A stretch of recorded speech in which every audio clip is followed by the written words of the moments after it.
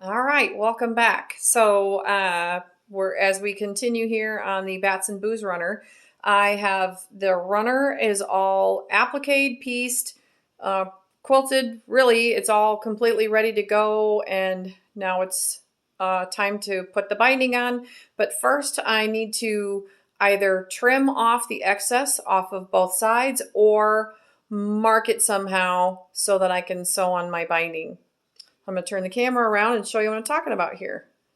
So let me just pan out a little bit. So I have my finished runner here, as you can see. So it's not, I've got extra along the edges here on both sides, and I could do one of two things. I figured I could trim this off, trim off the excess, or I could just draw a line down both sides where I'm going to want to trim off, sew on my binding, and then trim it all off at the end. And I think that's what I'm going to do. You do whatever you would like to do. But I'm going to tell you how I figured this out, how I came to determine how much I'm taking off. When you get to this point, so you can trim off as much or as little off of the sides as you want. I personally don't want to take a whole lot off, so I'm using my two 8.5-inch rulers here, which would make my runner about 17 inches wide, and I think that's really nice. I think that's a very nice size. So I laid them both on top of the Boo runner. I made sure that that my lines are lining up with the seams here, and that it looks like it's going to be straight all the way down. And then I have taken a Sharpie and I'm drawing a line along the edge of my rulers. Now, I know that the binding I'm putting on here is going to be black, and that Sharpie is going to be out there in the seam allowance, so it's not going to show in the seam in the finished project. But for me here, it's going to show up very nicely. I'm going to be able to see it. So I've drawn a line on the right hand side, as you can see. And now I'm just going to leave my rulers there together, and I'm going to come over here and I'm going to draw a line all the way down the left side. But I'm going to have to shut off the camera to do that because I can't do it one-handed. So I'm going to do that quickly. Okay, so now I have finished drawing that line.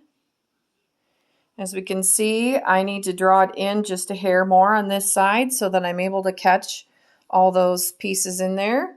So I'm going to stop the camera for a moment, redraw the line, and be back in just a moment. Okay, so this is good to have you following along with me so that you can see when I do make a little bit of a mix-up what I do to remedy that. So what I did was I drew another line on the inside there so that it catches right up along the side of those strips and all the way up. Alrighty, so I'm not going to trim off the edges like I said. I'm going to leave them there, but I am going to head over to the sewing machine and we're going to sew on some binding. Okay, welcome to my sewing machine. The next job, like I said, is we're going to put on the binding.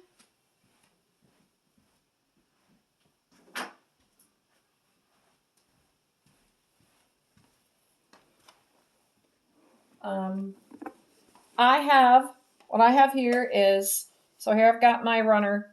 I've got my binding strips all prepared and pressed. I didn't bring you along on that because it's pretty darn simple. So you're going to cut your binding strips 2 inches wide. You're going to sew them in half at a diagonal seam. Press that open and then press all of it lengthwise. All right. So that's how you prepare. All right, now let's get to the good part. All right, you guys. Let's do it on an end. I'm going to start down here on an end. All right, first things first. So, tools of the trade here are a sewing machine. You're going to want a walking foot on that machine. And if you don't have a walking foot, I highly suggest you get one, or you're going to need the walking foot. Just trust me on it. Yeah, walking foot. Okay, I'm going to set my machine so that every time I stop sewing, the needle is going to stop in the down position. And we should be ready to go here. Let's get us a little more light, shall we? Bing! There we go. All right, so to start with, I'm going to leave a tail. I like to leave a tail approximately this long. That's maybe about 6 inches. I'm going to lay it down just like that. And then I'm going to start sewing clear down here. We are going to use a 1/4 of an inch seam allowance. Let's take off and go. Okay, first things first. When we get here, I'm looking at my first line. Okay, here's the trick to binding. Corners used to scare the bejesus out of me. Here's how we do the corners. So you're going to stop sewing when your needle is a 1/4 of an inch from the edge. Remember, I'm using that inside line. I know that right here on where my foot comes down into the base here, that little spot right there is a 1/4 of an inch from my needle. So I'm going to stop there, lift up my presser foot, pivot, back off, which is why I like to have that extra fabric there. Then I'm going to bend my binding strip back at a 90-degree angle, and then I'm going to put my finger there to hold it so that I can then fold it back on top of itself towards me like that, keeping that nice folded edge aligned with the raw edge of your binding. And then I'm going to put my machine in forward. We're going to sew back onto the binding. I like to stop just before I get there and readjust. And here we go. All right, so I'm keeping my binding, the raw edge of my binding, aligned with that line that I drew on my runner. That is my guide. At this point, if you'd like to fast forward, feel free to do so. We're just going to keep sewing all the way down the edge here. You do not want to stretch your binding. You're just going to let your machine do the work for you, sewing 1/4 of an inch seam allowance.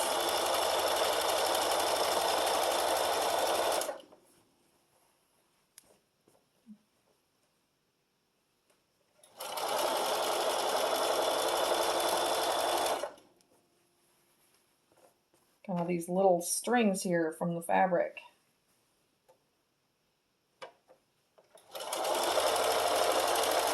And remember, this project, it was a quilt-as-you-go, so we didn't have to do any quilting of anything.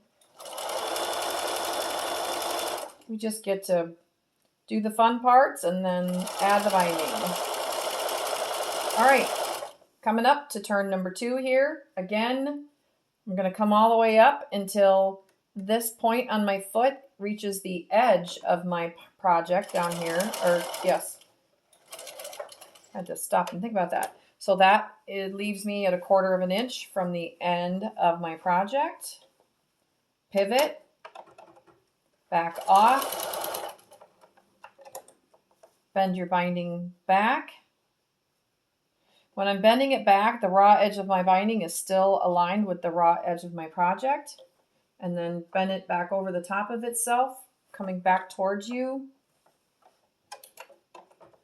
Put your machine in drive. And continue.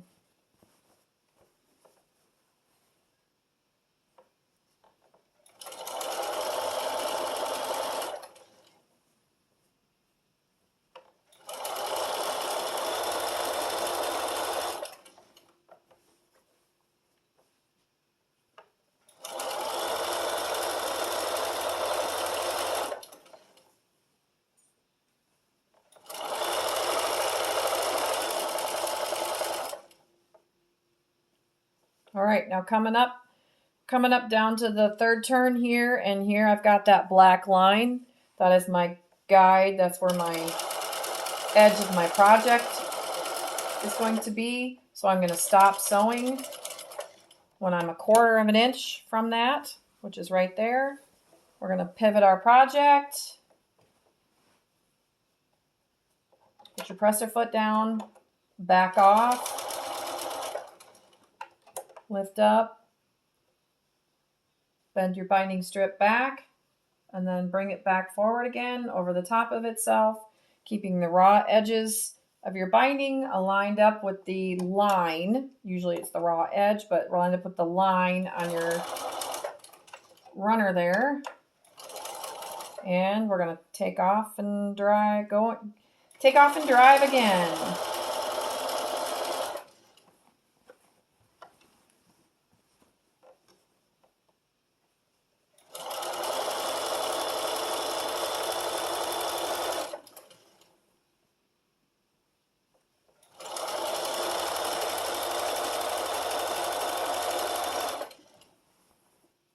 And like I said, just to recap, I'm following that drawn line.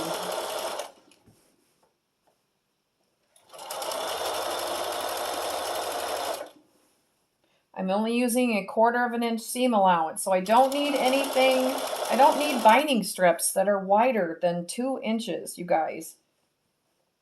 And you don't need to take anything bigger than 1/4 of an inch seam allowance with a cotton project like this.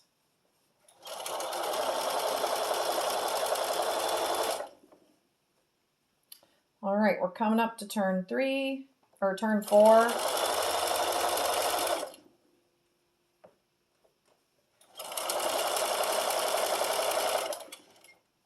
Okay, coming on up to turn 4. You stop. Before you get to the end, you're going to stop 1/4 of an inch from the end. Put it in reverse, back it off. Flip your binding back. And then bring it forward, keeping your edges all aligned as I stated. Put your machine back in drive. Forward and reverse, right? Okay, so here is where we're going to join our binding strips. So first things first is I'm going to remove my project off the machine. Okay, here's why. I gotta figure out where, like, how do we join these two ends, right? How? So first, they're going to join right about in here. I'm going to cut off just a chunk here, like that. But I'm not going to get rid of this because it's going to be my little measuring stick. Okay, I'm going to lay that flat. I'm going to lay the other end, the ending end. The ending end or the beginning end? Boy, you could really confuse yourself here. All right, I'm going to lay that one over the top like that.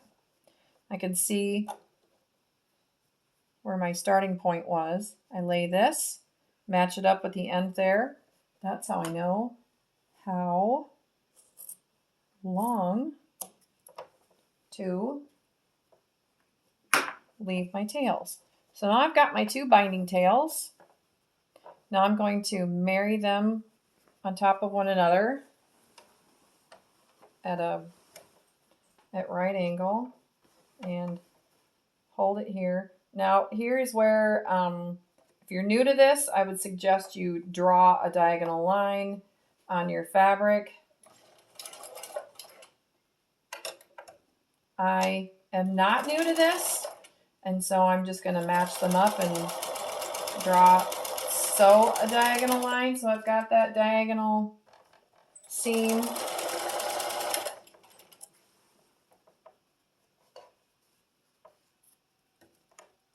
All right, now before I go and trim that seam allowance off, I do kind of just test it and make sure that it's not too long or too short. If it was too short, you would need to sew back in a little piece of binding to lengthen it out for you. If it's too long, you'll need to take a heftier seam, readjust it. But there we are. We got it just so. All right. So we got the correct binding length there. Now I'm just going to close up the hole here.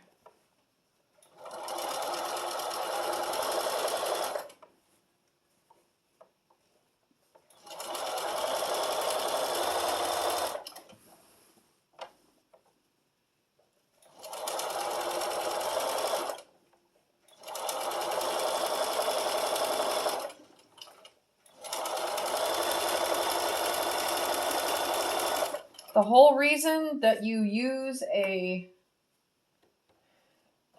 walking foot is it's so important, because when you have a couple of layers, you've got a top layer, you've got a batting and a backing layer. You want your top and your bottom layers to be feeding through your machine at the same rate. If they're not, you have feed dogs on the plate of your sewing machine, and that is moving your fabric through from the bottom side. Now, but when we've got these layers like this, the top side is not going to be moving through at the same rate that the bottom is without a walking foot. This walking foot has little rubber feet here, and it just grabs and walks the top through at the same rate that your bottom is going through. So that's the whole purpose of a walking foot. All right, next job is I am going to go and I'm going to trim off. I'll just show you how we're going to start here. So I'm just going to start, we're going to trim off all this excess. We're going to trim off that 1/4 of an inch, all the excess from the 1/4 inch seam allowance. And then we'll be right back, and I'll tell you what, I'm going to do this. I'm going to go and I'm going to trim all this off. And the next video will be me showing you how I pull the binding around and hand sew it. So if you already know how to pull it around and hand sew it, awesome. You can, if you're finished with the project, but if you want to hang around and watch me do that, I will do that in the next video. So stay tuned.